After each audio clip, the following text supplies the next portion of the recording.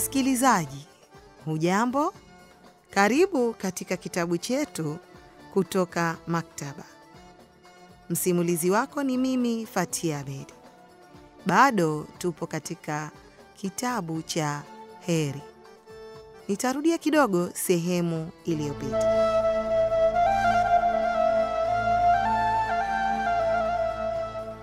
Baba yake Heri alifungua mlango akatoka nje ya sebule.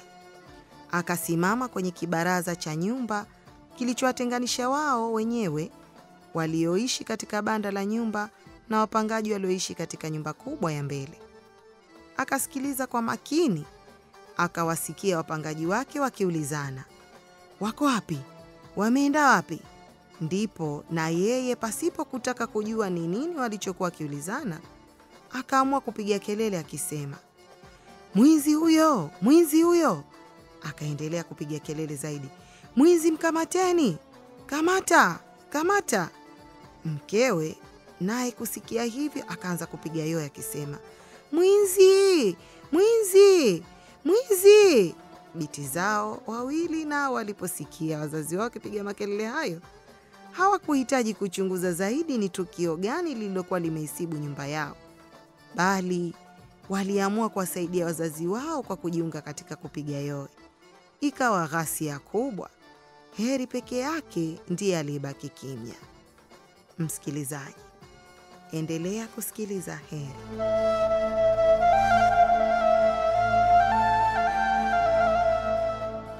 Wapangaji wao wote sasa wakachanganyikiwa. Hawakuweza kupambanua kama hizo kelele na ghasia zinatokana na tukio wanalolijua au lipo tukio jingine lililotokea huko kwa mwenye nyumba. Wengine wakadhani kwamba labda mwenye nyumba kavamiwa na majambazi. Mpangaji mmoja akaamua kujitosa ili kutafuta ukweli wa mambo. Akaenda kwenye mlango uliotenganisha sehemu alikoishi wao na kule alikoishi mwenye nyumba na familia yake. Akagonga mlango huo kwa nguvu huku akisema, "Jamani, tufungulieni." Mpangaji yule akafoka akisema, "Ala, we mzee, mbona ufungui? Tunataka kujua ni nini kimetusibu, nasi tunataka kujua yaliyojiri huko kwenu." Bado mwenye nyumba hakuwa tayari kufungua. Akazidi kuuliza, "Ni usiku au mchana? Lakini kuna usalama kweli huko?" "Yaani ni hayo maswali lakini? Mzee, we fungua tu. Kwa nini hutoki lakini? Hivi tuseme ni woga au na nini hasa?" Mpangaji huyo akazidi kufoka.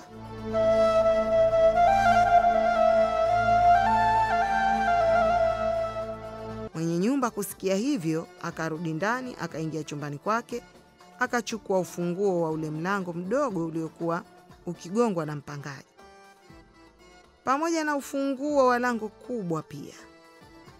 Mwenye nyumba akafungua ule mlango, akaingia kwenye sehemu ya wapangaji akasema, "Vipi jamani, ndio salamu au nini hasa?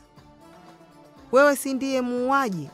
Huna hata aibu mzee, shetani mkubwa we." Mwenye nyumba ambaye mpaka wakati huo alikuwa hajafahamu kilichokuwa kimetokea, akaduaa kwa mshangao akasema, "Wenzangu, vipi tena? Mbona sielewi?" Mmoja wa wapangaji wa kudumu wa kiume akamjibu akiwa amefura kwa hasira, "Uelewe usielewe, yote ni sawa tu. Una manufaa gani kwetu? Hutufai kwa jua wala mvua wewe, na leo nitakupiga ndipo unitambue." Mpangaji mwingine akasema, "Lakini na wewe usiwe mpumbavu, badala ya kumwarifu juu ya tukio unaanza ugomvi tena. Lazima nimwambie huyu mzee. Yaani mwanangu anabakwa, watu wote wameamka, wewe unabaki kulala usingizi fofofo." Akaeleza yule mpangaji wa kwanza. Kisha akaendelea kusema kwa hasira, "Yaani unachojua wewe ni kuchukua hizo pesa zetu tu. Lazima nikufue leo." Akasisitiza. "Kwa kosa gani?" akauliza mwenye nyumba. "Si wewe ndiye umetujazia vibaka ndani ya nyumba yako hii ili wabake binti zetu? Hakuna atakayesalimika katika hali hii." Akafoka zaidi. "Mbona bado sijakuelewa?" akauliza mwenye nyumba. Hapo ndipo yule mpangaji akazidi kufura kwa hasira akasema, "Basi sasa nitakufua, alafu ndio unifukuze vizuri toka kwenye nyumba yako hii." Akamrukia na kumkaba kooni.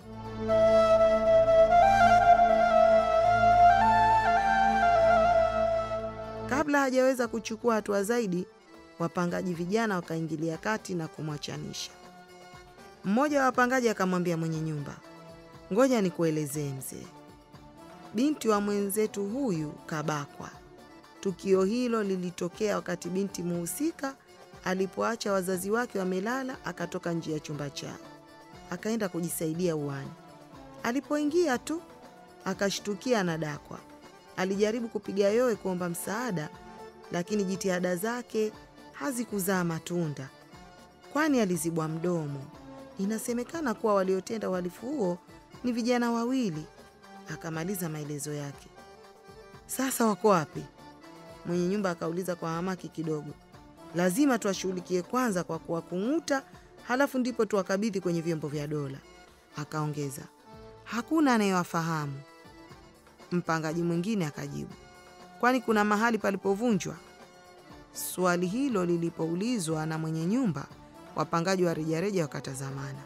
Mbona mnatazamana nyinyi vijana? Hebu angalieni kama kuna mahali palipovunjwa. Mwenye nyumba akasema kwa sauti ya ukali, hakuna palipovunjwa mzee.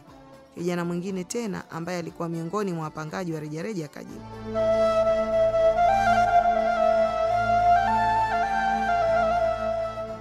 Hapo tena yule baba wa binti aliathirika, akakasirika sana akisema, upumbavu gani huo mzee? Watu waingize ndani humu wewe mwenyewe, halafu utake kutubughudhi sisi? Binti yangu sasa hivi ana maumivu makali, halafu wewe usemi neno juu ya hilo, wala hujali. Kwako wewe cha muhimu ni hii nyumba yako tu. Basi mimi leo nitakufumua, kisha ukanishtaki nifungwe. Potelea mbali. Akamsogelea akitaka kupigana naye kwa mara nyingine. Mmoja wa wapangaji alipoona hali hii alimshauri, muingizeni chumbani kwake akae humo kwanza mpaka ghadhabu zake zipungue. Wale vijana wawili wakamchukua kwa nguvu na wakamuingiza chumbani na kumwambia, usitoke humu mpaka hasira yako ipoe.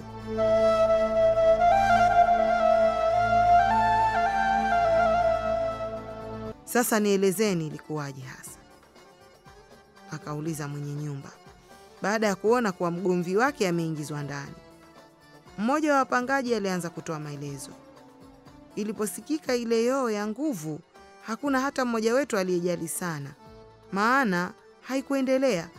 Hata hivyo, wazazi wake walianza kuingiwa na wasiwasi walipoona binti yao anachelewa kurudi chumbani. Hapo ndipo mama mtu alipoamua kutoka chumbani akaelekea kule msalani, apate kuona ni nini kilichomsibu binti yao.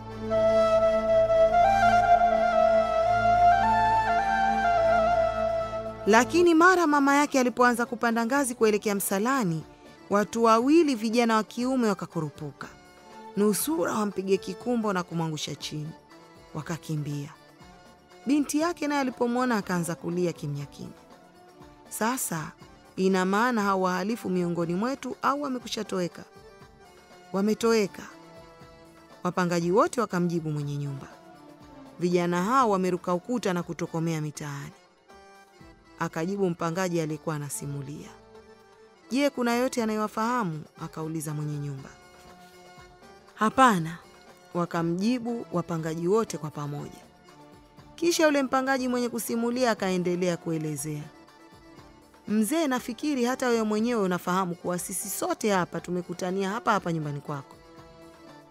Wengi wetu hatufahamiani hata kidogo, maana tunaingia usiku na kutoka alfajiri na mapema sana kutokana na kuchoka, kwa ajili ya shughuli nyingi za suluba tunazozifanya tulio wengi. Kila anaingia hapa utafuta mahali akalala. Kutokana na uchovu mkubwa tunaokuwa nao, huwa usingizi unakuja haraka, na hivyo huwa hatuna muda wa kuongea kwa nia ya kufahamiana.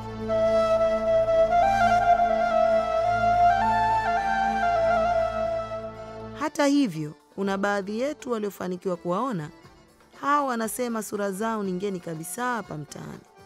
Kijana mmoja amesema kuwa walitoka gerezani hivi karibuni. Inasemekana kuwa amelala hapa nyumbani kwako usiku wa leo tu, au kuwahi kulala hapa hata siku moja. Inaelekea hawaishi katika mitaa karibu na eneo hili, maana hakuna hata mmoja wetu anayewafahamu. Kutokana na maelezo hayo, mwenye nyumba akaanza kuingiwa na wasiwasi.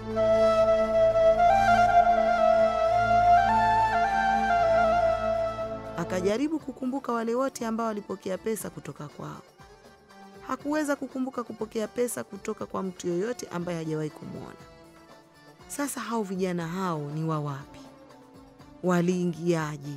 Saa ngapi? Waliingia kwa njia gani? Yote hayo yakawa ni maswali magumu kuyapatia majibu. Mwenye nyumba akazidi kufadhaika. Akaamua kuzidi kutafiti kwa kuzungumza na wapangaji wake.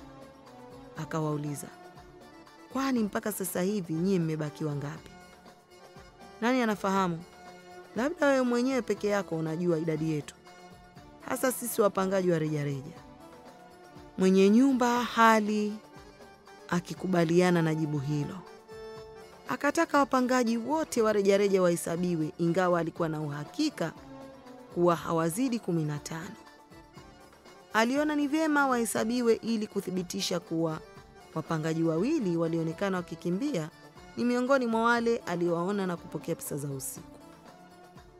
Alikuwa na hakika kuwa iwapo walitoroka ni wale ambao aliowaona na kupokea pesa zao, basi watakuwa wamebaki wapangaji 13. Lakini la ajabu ni kwamba walipohesabiwa idadi yao ilikuwa tofauti kabisa na matarajio yake. Mwenye kuwahesabu alipokamilisha kazi hiyo alisema, mzee, tuko 23. Mwenye nyumba hakuamini.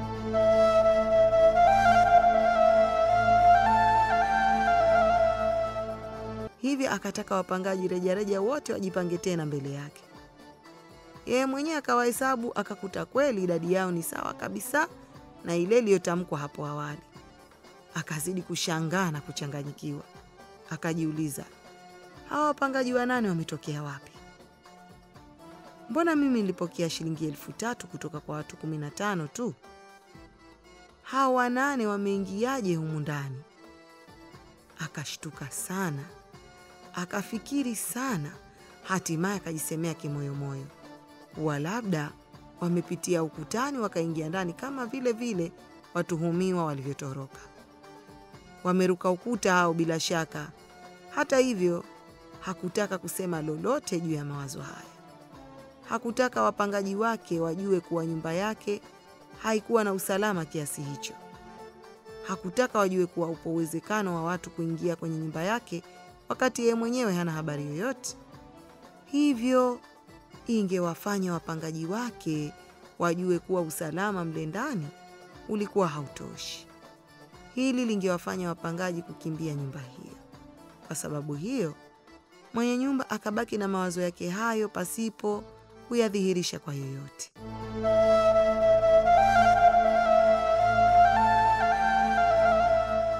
Wakati mwenye nyumba akiendelea kutafakari kitendawili hiki, mama wa yule binti aliyebakwa alitoka nje ya chumba alimokuwa binti. Macho yake yalikuwa mekundu kwa kulia. Akasema kwa uchungu mkubwa, jamani, binti yangu ameumia, tena kaumia vibaya sana. Tusipoteze muda, itabidi tumkimbize hospitalini mara moja. Saa hizi ni usiku, mimi nafikiri haiwezekani.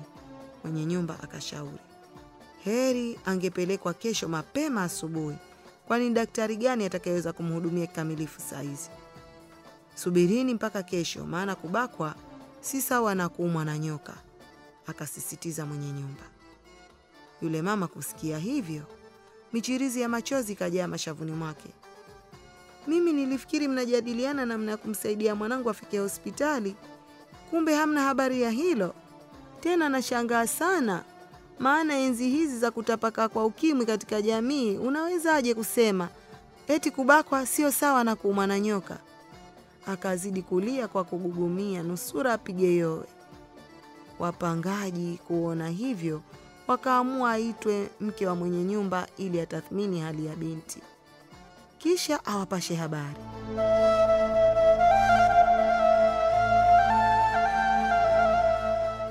Mke wa mwenye nyumba aliitwa, akaingia chumbani alikokuwa binti. Baba yake binti, ambaye mpaka sasa alikuwa bado ndani, alitoka nje.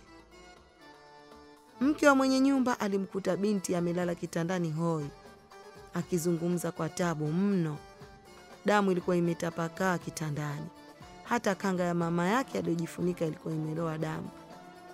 Hebu keti, Mama mwenye nyumba alimwambia yule binti. Siwezi bibi. Sauti yake ilitoka kwa shida. Kwani ilikuwaje? Walifanyaje? Akauliza. Mama yake binti akafoka akisema, acha hayo maswali yako ya kipolisi na wewe. Kama sikuulizwa lilompata ni uko mbele ya safari. Kwa sasa tujaribu kunusuru maisha yake kwanza. Wewe mtazame tu kwa macho, kisha wapelekee taarifa aliyoitaka. Kisha yule mama akaanza kusema, sijui kama kweli mwanangu atapona. Akaanza kupiga mayowe. Mume kusikia hivyo akasema, hivi kweli muda wote huu tunafanya nini lakini? Mama mwenye nyumba akatoka nje akawaambia, kweli binti kaumia sana. Ninavyoona hali yake ni mbaya sana kiasi kwamba hatuwezi kungoja mpaka kuche. Tusipochukua hatua mara moja, kesho atakuwa mambo mengine kabisa. Tufanye maarifa yoyote yale ili tumfikishe binti hospitalini atibiwe usiku huu. Kwani anaweza kutembea? Akauliza baba mwenye nyumba. Hata uko kukaa hawezi, itakuwa kutembea? Akajibu mkewe. Basi kumbe hakuna cha maarifa. Maarifa gani? Maarifa aliyopo ni pesa tu hapo. Kama pesa zipo ni kukodi teksi apelekwe mara moja. Eti pochi ipo? Akasema kwa kejeli, huku akiashiria kwa swali hilo linamwelekea baba yake binti. Maneno hayo yakapandisha hasira zake kuliko zile za mara mbili za kwanza.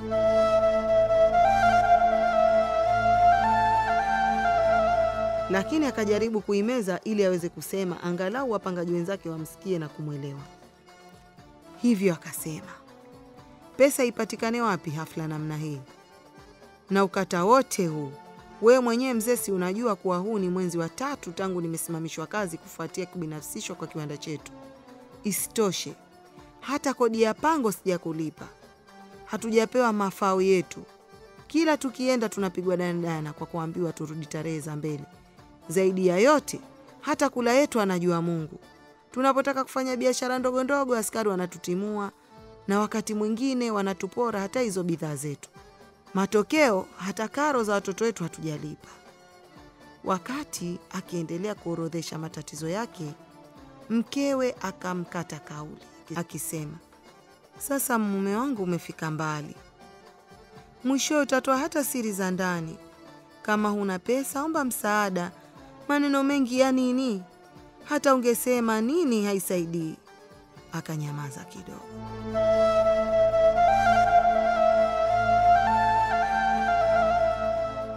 Kisha yule mama akaendelea kusema, kadri tunavyozidi kuchelewa ndivyo tunavyozidi kumongezea binti maumivu na kuongeza hatari juu yake. Basi baba yetu tusaidie. Akamwashiria mwenye nyumba. Niwasaidie nini, pesa? Akauliza mwenye nyumba. Ndiyo baba, tusaidie pesa sisi wanao, ili tumkimbize hospitalini huyu mjukuu wako. Kama yapo ya kuzungumza na wewe, basi ni hapo baadaye. Shilingi 2,000 za kukodi teksi mnakosa kweli? Mwenye nyumba akauliza. Hatuna kweli mzee. Baba yake binti akasema kwa unyonge, hizo pesa sikupi. Sina pesa za kukupa wewe. Mimi pia nina matatizo chungu nzima ya kutatua. Wewe umenikopa, unanikopa na utanikopa mpaka lini? Ama ni huo ukata sikuuleta mimi. Wala mimi siwezi kuukwepa. Ya kupasa ujue kuwa hata mimi huo ukata unaniathiri pia. Kama umeachishwa kazi, sasa hicho ndiyo kibali cha kukufanya ukae bure nyumbani kwangu. Kama pesa za kodi ya pango hulipi, mimi pesa za kukupa wewe nizitoe wapi? Akafoka kwa hasira.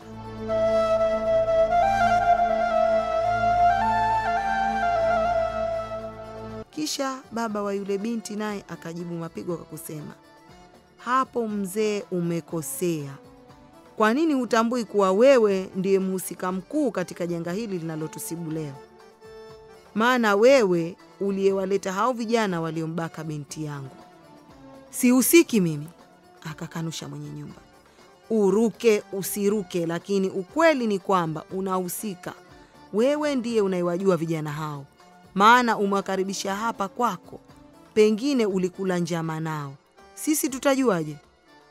Hasira ya mwenye nyumba ikazidi kuwaka. Akasema kwa sauti kubwa, we hujui kuwa umejidhuru mwenyewe? Kwani ni nani aliyesababisha nichukue hatua ya kupangisha nyumba yangu hii kwa rejareja? Si nyinyi wenyewe? Hasa wewe. Baada ya kushindwa kunilipa ipasavyo na kudai kodi ya pango kwa zaidi ya mwaka mzima sasa. Niambie nifanyeje? Nife njaa wakati nyumba ninayo? Kwa hiyo kama ni janga umelikaribisha wewe mwenyewe, wala si mwingine, basi kwa taarifa yako, pesa zipo lakini sitoi. Msikilizaji, endelea kusikiliza. Heri.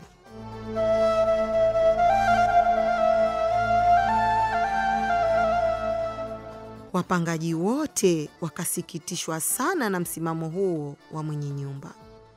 Mmoja wa wapangaji akawasihi wenzake wachukue hatua kukabiliana na tatizo lilokuwa limemfika mwenzao. Akasema, Shime wenzangu, hebu tumfai mwenzetu, rasilimali ya wanyonge ni umoja. Sisi ni wanyonge kwa mzee huyu. Sasa tuonyeshe umoja wetu katika kutatua tatizo hili. Kweli najua sote hatuna hela, lakini mwenye shilingi 1, 5, 10 au chochote kile atoe ili tumuondoe binti hapa. Umoja wetu ndio utakaotutoa katika unyonge wetu. Tusikubali unyonge wetu utumalize. Tusiruhusu unyonge wetu upore mwenzetu binti yake. Haya, tumchangie. Wazo hilo likaonekana jema mbele ya wapangaji wote. Wakachanga pasipo kuchelewa. Zikapatikana shilingi 4,000, wakamkabidhi pesa hizo. Wazazi wa yule binti wakashukuru sana. Wakataka kuwapigia magoti, lakini wakawazuia wakisema, hiyo ni kufuru. Sisi sio miungu, yatosha neno asante. Shida ikikupata wewe imetupata na sisi pia. Wakawahimiza wazazi wamwandae binti yao kwa ajili ya kupelekwa hospitali kupata matibabu.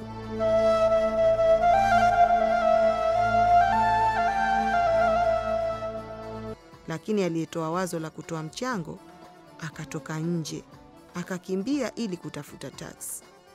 Wapangaji wote wakatoka nje. Wakiwa nje wakaanza kujadiliana juu ya usalama wao ikiwa wataendelea kubaki pale kufuatia tukio hilo. Mmoja wao akasema, kwa vyovyote vile ukipambazuka watakuja askari kufanya upelelezi kuhusiana na tukio hili. Wakitukuta hapa itakuwa matata. Tutasema nini wakitaka kujua tunakolala? Tukisema humo ndani, wakiingia watavikuta vyumba 8 tu. Tena vyumba tayari vina wenyewe. Tuko zaidi ya 20 hapa. Tutasema nini? Akaongeza wa pili. Hakika tutabambikizwa hata makosa ambayo hatukuyatenda. Watatu akasema, huenda hata sisi tukawa miongoni mwa watuhumiwa wa tukio hili. Lakini mbona tunakuwa wajinga? Tusipoangalia sote tutaswekwa ndani bila kosa. Hivi tunangoja nini? Hebu na tukimbie. Mpangaji wa 4 akashauri. Yeye mwenyewe akawa kwanza kukimbia. Wenzake nao wakatoweka. Kila mmoja akaelekea upande wake ili kutafuta maficho salama. Wakabaki wapangaji wa kudumu ambao wote walikuwa ndani ya nyumba.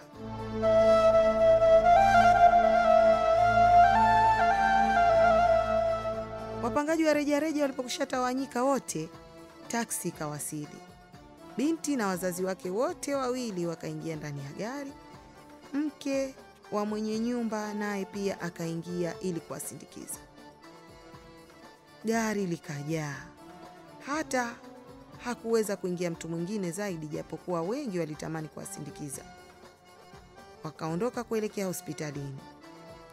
Wakiwa njiani walishauriana kuwapitie kituo cha polisi ili kutoa taarifa kuhusu mkasa uliopata binti yao.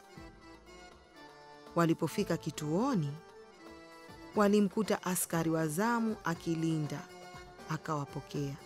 Lakini alipoona jinsi hali ya yule binti ilivyokuwa mbaya, alisema, fanyeni haraka mpeleke huyo binti hospitalini apate matibabu kwanza. Kisha mimi nitamtuma askari afuate huko. Mtaandikisha maelezo na kujaza PF3 huko hospitalini.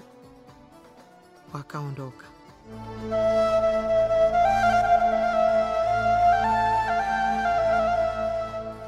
Walipofika kwenye lango la hospitali wakaona gari linakuja nyuma yao. Walipolitazama kwa makini wakagundua kuwa lilikuwa ni la polisi. Lilikuwa likija kasi sana. Lilipofika pale walipokuwa limeegeshwa gari lao, likasimama. Askari wa kike akateremka wakati ule ule walipokuwa wakimteremsha yule binti kwenye gari. Askari akajitambulisha kwao. Mimi ni Koplo Betha. Haya, twendeni tumwone daktari. Mama wa binti aliyebakwa alifurahi sana kufuatana na yule askari wa kike. Askari yule alikuwa mchangamfu sana na mcheshi. Tena alionyesha kuwa na moyo wa huruma kupita askari wote aliowahi kuwaona.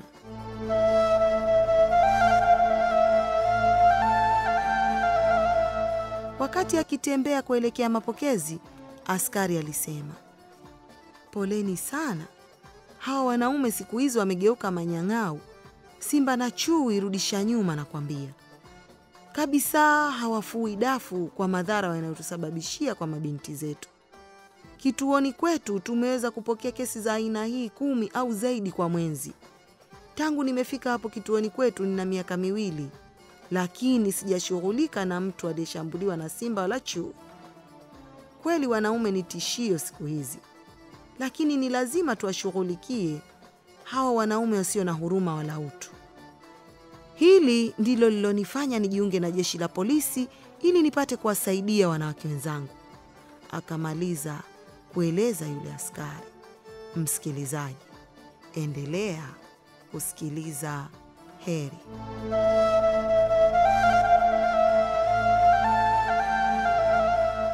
Wakati huo walishafika karibu na mapokezi ambapo walihudumiwa mara moja. Daktari wa zamu alikuwa bado hajaingia. Aliyekwenda kumwita aliporudi aliwaambia kuwa amemwacha njiani anakuja. Kisha kwa mbali walimwona daktari akija anapigwa na mwanga wa taa zilizotapakaa kila mahali hospitalini pale. Daktari alikuwa mrefu, mwembamba kiasi. Rangi ya ngozi yake ilionekana ya kizungu. Hata hivyo, alipofika karibu, alionekana wazi wazi kuwa si mzungu. Nywele zake zilikuwa nyeusi za Kiafrika halisi. Daktari alipofika pale alipokuwa ameketi alisema, poleni.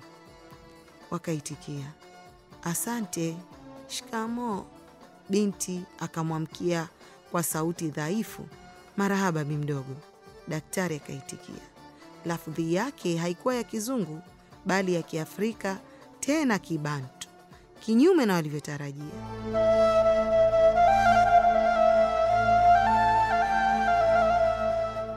Kisha daktari akaingia ndani ya chumba chake tayari kutoa huduma. Akawaambia, karibuni. Dereva wa taksi pamoja na baba wa binti wote wakataka kuingia pamoja na wale kina mama, lakini daktari akawazuia akisema, nyinyi kina baba mtanisamehe, naomba mtupishe kwanza, nitawaita baadaye. Askari naye akasita kuingia. Daktari alipoona hivi akasema, wewe ingia tu, tena tunakuhitaji sana wewe katika hali kama hii. Unajua wagonjwa namna hii kwetu sisi madaktari wa kiume tunahudumia basi tu. Hivyo kuwepo kwako kama ushahidi ni muhimu. Bora usinifikishe mahakamani kutoa ushahidi. Askari akasema maneno hayo kwa mzaha, huku akicheka kidogo. Akaingia chumbani mle pamoja na wale wengine.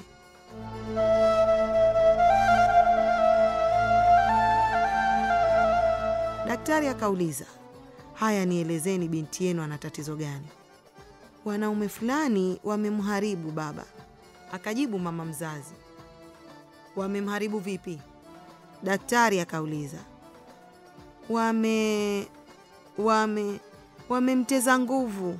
Ah, maskini mwanangu, akajibu mama yake. Akaanza kutokwa na machozi.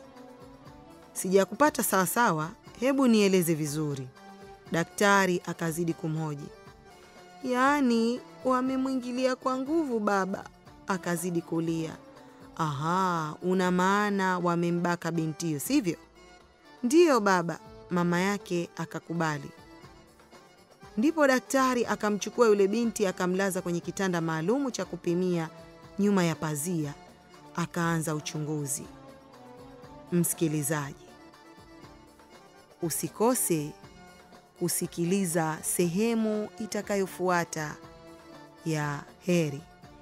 Ulikuwa nami msimulizi wako Fatia Abeid.